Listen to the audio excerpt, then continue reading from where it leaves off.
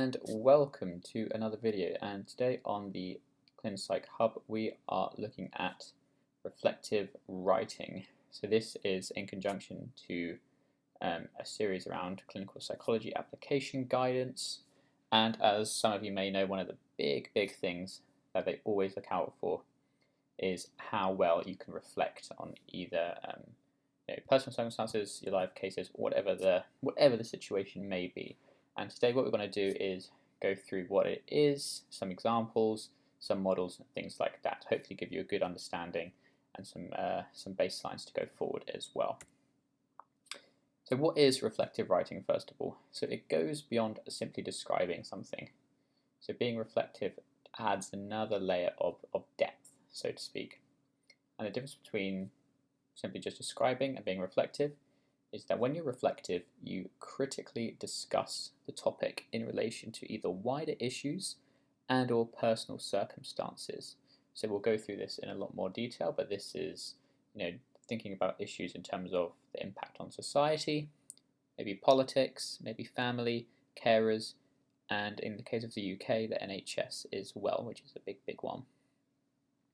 You also want to emphasize what you have learnt from a situation. So to be reflective is not just to think about how you dealt with something, how you managed something, but how you would improve. What did you learn about yourself in that?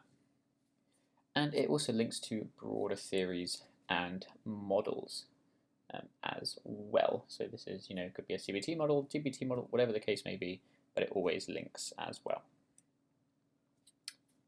So why is it important? So one of the main things that interviewers will look for, and especially when you come and write your applications and you send them off, whether whoever's reading your application or whoever's doing your interview, they will always look for an understanding or a ability to know that you're self-aware. So this is the idea that you can kind of look inwards, think about how you are in that situation, how you perceive that situation, and maybe how others perceived you as well. So they're really looking for people that can sort of think and reflect on that deeper level. They can be critical about things, and it really helps to become a better clinician as well. I've regularly tried to employ these skills in my own practice, and it definitely does help, especially with things like formulation and getting an idea of someone's current difficulties. So the different models of reflective writing, there are tons and tons of different models.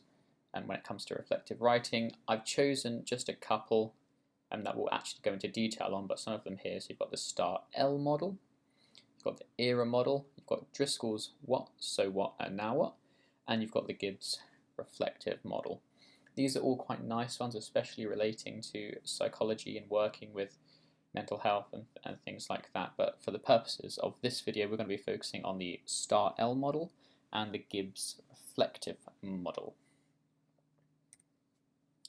So the Star L model, so let's go into this. So fundamentally, it just works on 4 points. Situation, so what was it that actually happened, or what was expected? The task, so what was it that you had to do? The response, so what did you do as a result? And the learning, what did you learn from that situation? So what we're going to do now is just go through some examples. So this is a very generic example I've made up. It's not based on a real case or anything like that. I just try to use my imagination. So the situation. So I was referred to work with a client who was neurodivergent to help manage their anxiety. Due to their challenges, they had very limited ability to read, write, and process lots of information at once. So that was the situation. That's what I got. I got that referral to work with a neurodivergent client for anxiety, but they had very limited cognitive ability. So what was the task? So the task was to help this client develop a better routine, coping strategies, and confidence to help their anxiety. So it was to bring their anxiety down a little bit, maybe venture out into the world a bit more, maybe engage in behaviours like hobbies, interests, whatever the case may be. So that was the task. And then the response. So how did I go about that?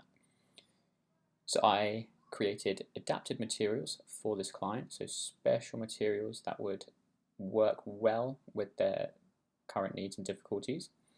We did more practical work together, so because this client struggled to process lots of information at once, actually I did more doing stuff with them, so maybe coping strategies like breathing exercises we'll do together, maybe going out for walks, things like that.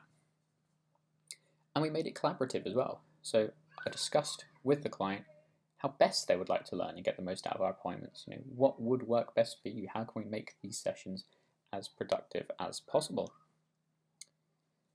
And what did I learn from this? So the learning. So I split this up into categories. So I learned that I value a person-centered approach because ... and this is where you would give your example. So here's something I've learned about myself. I've learned that my particular way of working, which I find beneficial, is person-centered. It's not just going off a guideline or a script, but it's tailoring it to suit the needs of the person. And I also learned that building a positive therapeutic relationship is key to good outcomes, and in some senses is more key to the intervention itself. So here's the idea of it was really important for me to take the time to get to know him, for him to get to know me, to discuss and kind of develop that foundation. So that is the things that I personally learned.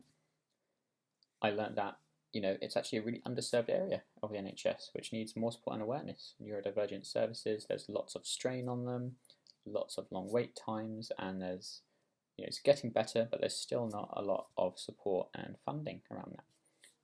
And in terms of society and the wider scope, actually I learned from their experience, what the client told me was that there's a lot of stigma around neurodivergence or brain injuries or whatever the case may be, and that it's still there's still a lot of work to do. And actually what my role could be as a psychologist in the future would be to help bring some of that awareness and actually champion the needs and the rights of those people. So that is just a very basic way that I would do a STAR-L model. Obviously if you're writing this as an application, then you wouldn't put it in bullet points like this, but you'd put it in a nice succinct paragraph. But I just wanted to highlight here what each different section kind of looked like and represented. This is particularly useful, this model, when writing your applications. So on the category where it says, why are you suitable for the role or something like that, discussing a client like this would be really, really helpful in this format. It also helps during interviews to keep yourself on track. So clinical psychology interviews are incredibly stressful and they're timed. You probably only get about 3 to 4 minutes on each question, and that's certainly what I got in my case. And so this helps you keep on point. I've got my situation, task, response, learning. Done, done, done, done. Excellent. Tick that box. On to the next one. So that is the STAR model. The Gibbs model. So the Gibbs model is a bit more, I would say maybe in depth, or there's a couple of more sort of points towards it. But it looks at this sort of cycle. And I like this picture because I think it really encompasses what the Gibbs model is all about. That means you have your description, so what happened, your feelings towards it, your evaluation, your analysis, conclusion, and your action plan. So much like the STAR model, we're actually going to go into an example here as well. So the Gibbs model example, so the description. So once again, this is also fictional. I have made this up. So I was working with a young person who was experiencing depression. They expressed feelings of hopelessness and lack of motivation, and they also disclosed some self-harming behaviours, so there was a risk of self-harm there as well. Feeling. So what did I feel about this situation? Well, I felt quite concerned about the severity of the symptoms. I felt concerned about the potential risk that may come about with this client if things did get worse as well. But also I felt really empathetic. I felt really, empathetic around his struggles and what this client was dealing with. Actually, how difficult it must be. And I put in brackets here, use lived experience. So if you have lived experience of challenges or mental health or whatever the case may be, then by all means use it. It's a fantastic way to demonstrate that you've been in similar positions, and you can help, you can reflect, you can resonate with other people that are going through that. So if you've got lived experience, this is the model to use. Absolutely. So the evaluation. So this was what was good and maybe what was not so good about the task. So the client was open about their feelings. They didn't shy away, and actually I felt able to establish a rapport quite quickly. It was very easy to talk to. He was very open and receptive to things. But actually I felt quite unsure as to how to best help this client. Maybe I'd not worked with depression that much before. Maybe it was one of my areas where I was more shaky, more wobbly, and so I really didn't know what to do, how to help. And so the analysis. So how did I make sense of everything? How did I manage to piece everything together? So through formulation, discovered that depression was the result of difficulties at school, lack of social interactions, but there was a good level of trust, but this was paired with possible family difficulties as well. So you can see here I'm thinking systemically. Depression as a result of the school, lack of social interaction, personal, and then possible family difficulties as well. So I'm opening that circle. There's many layers to this. So the conclusion. So what could I have done to do things better? I could improve my formulation writing. I could have maybe safety planned more thoroughly, better. Maybe I could have signposted to other resources that might have been more suitable. And maybe I didn't discuss it enough in supervision. My action plan. So what have I learned if this was to happen again? So what I've learned is that I would like to work with the client more effectively and discuss with colleagues when concerns arise. So this might be thinking about how do I lay those foundations, how do I develop a better foundation, things like that, and think about the client's wider systemic factors. Maybe I didn't go into enough detail, or think that the problems at school were severe enough, things like that. So I appreciate that's quite a convoluted sort of example and model to go through, but I think it's quite nice in terms of it's a bit more inward. What were my feelings towards it, both good and bad? How did I make sense of it? And actually, what could I have done differently? Could I improve my formulation skills? Should I have discussed it more in supervision? What will I do if it happens again? So this is an excellent model, I find, for sort of talking through challenging cases, talking through different situations in your clinical practice as well. So that is the Gibbs model. So takeaways. Like I said, I didn't want to make too long of a video here, but I did just want to go through some takeaways of today. And I think the big one is you just have to find a user-reflective model that works for you. I chose the STAR and the Gibbs because I personally like them and I have used them before. But I've also used Driscoll's, so what, now what, and what, I think. Because it's short and snappy, so it's easy to remember, as opposed to the Gibbs, 6-part step. It's also not an easy skill to learn, but practice makes progress. It's something that I still struggle with today, even coming up with those examples.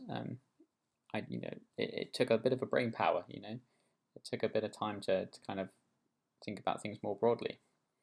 And ask others to check your writing as well. This is a really important step.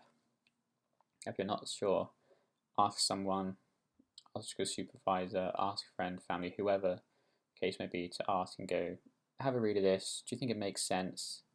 Do you like the reflections? Do you think I could go more into this section, more into that section? And you'll be okay.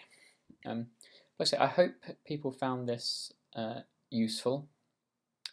Like I said, the idea here is just to kind of help with interview and application prep, because it is just around the corner. And I hope to make many more of these videos as well in the future. So thank you very much for watching, and I will see you next time.